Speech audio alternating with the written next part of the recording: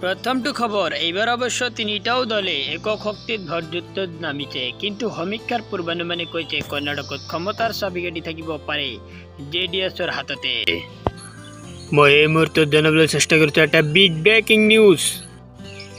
কাৰ দখলত কৰ্ণাটক পুৱা ৮ বজাৰ পৰা আৰম্ভ হ'ব ভোট গণনা। এইবাৰ অৱশ্যে তিনিটা দলে একক শক্তিত ভৰযুদ্ধত নামিছে কিন্তু সমীক্ষাৰ পূৰ্বানুমানে কৈছে কৰ্ণাটকত ক্ষমতাৰ চাবিকাঠি থাকিব পাৰে। আজি ঘোষণা হ'ব কৰ্ণাটক বিধানসভা নিৰ্বাচনৰ ফলাফল। দক্ষিণৰে ৰাজ্যখনৰ শাসনভাৰ কাৰ হাতলৈ যাব তাক লৈ সমগ্ৰ দেশৰ ৰাজনৈতিক মহলত সৃষ্টি হৈছে কৌতূহল। অধিকাংশ সমীক্ষাত ইংগিত দিয়া হৈছে কৰ্ণাটক বিধানসভা ত্ৰিশংকু হ'বলৈ গৈ আছে। ২২৪খন আসনযুক্ত কৰ্ণাটক বিধানসভাৰ মেজিক নম্বৰ ১১৩। ২০১৮ চনৰ নিৰ্বাচনত একক বৃহত্তম দল আছিল বিজেপি, কিন্তু চৰকাৰ গঠন কৰিছিল কংগ্ৰেছ জেডিএছ মিত্ৰজোঁটে। পিছত সেই মিত্ৰজোঁটত ফাট মেলাত ক্ষমতা দখল কৰে গেৰুৱা শিবিৰে। এইবাৰ অৱশ্য তিনিটা দলে একক শক্তিত ভৰযুদ্ধত নামিছে কিন্তু সমীক্ষাৰ পূৰ্বানুমানে কৈছে কৰ্ণাটকত ক্ষমতাৰ চাবিকাঠি থাকিব পাৰে জেডিএছৰ হাততে। শনিবাৰে পুৱা ৮ বজাৰ পৰা আৰম্ভ হ'ব কৰ্ণাটকৰ সংশ্লিষ্ট ভোট গণনা কেন্দ্ৰত ভোট গণনা। নিৰ্বাচন আয়োগৰ আশা দুপৰীয়াৰ ভিতৰত ভোটৰ ফলাফলৰ সম্ভাৱ্য ছবি পৰিষ্কাৰ হৈ যাব। উল্লেখযোগ্য যে কৰ্ণাটকত ভোটদান হৈছিল ৭৩.১৯%। উত্তৰ পূৰ্বাঞ্চলৰ লগতে অসমৰ কিছু কিছু ঠাইত মুখলধাৰ বৰষুণৰ উপৰি প্ৰতি ঘণ্টাত ১৬০ কিলোমিটাৰ বেগেৰে ঘূৰ্ণীবতাহ বলিব পাৰে। মই এই মুহূৰ্তত জানিবলৈ চেষ্টা কৰিছো এটা বিগ ব্ৰেকিং নিউজ। অসমত মছা ঘূৰ্ণীবতাহৰ এলাৰ্ট। অসমকে ধৰি উত্তৰ পূৰ্বাঞ্চলৰ কিছু ৰাজ্যত মছা ঘূৰ্ণীবতাহৰ এলাৰ্ট জাৰি কৰা হৈছে।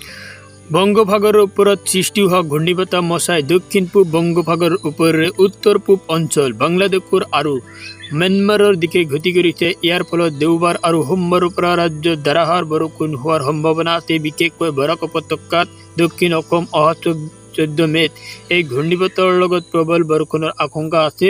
ভাৰতীয় বতৰ বিজ্ঞান বিভাগে সতৰ্কবাণী জাৰি কৰিছে।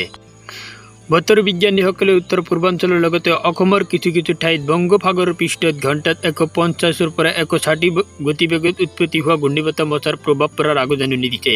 শুকুৰবাৰে জাৰি কৰা এক বিবৃতিত কোৱা হৈছে যে দুদিনীয়া মুছলধাৰ বৰষুণৰ উপৰি ঘণ্টাত ১৬০ কিলোমিটাৰ বেগেৰে ঘূৰ্ণীবতাহ বলিব পাৰে বুলি জানিব পৰা গৈছে।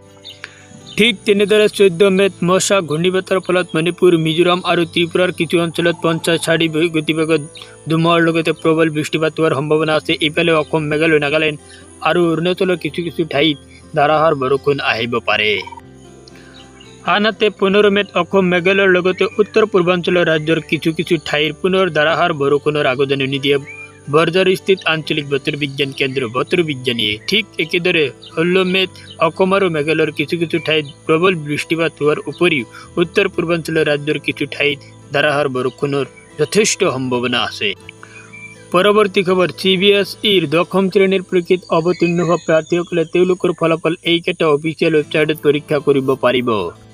মই এই মুহূৰ্তত জনাবলৈ চেষ্টা কৰিছো এটা বিগ ব্ৰেকিং নিউজ। CBSEৰ 10ম শ্ৰেণীৰ ফলাফল ঘোষণা।